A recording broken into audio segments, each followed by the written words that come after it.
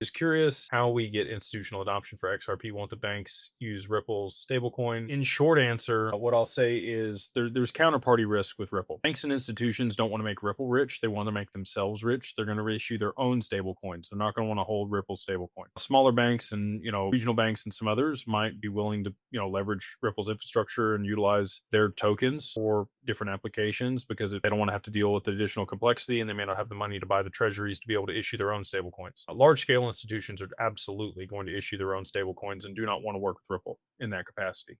But they need interoperability, and if somebody wants ROUSD on the other side of the transaction and JP Morgan wants to send them money, they need to be able to route that through a DEX, which is XRP. So XRP will absolutely be used. If it's not, then they're just going to have an exacerbation of Nostro Vostro accounts globally.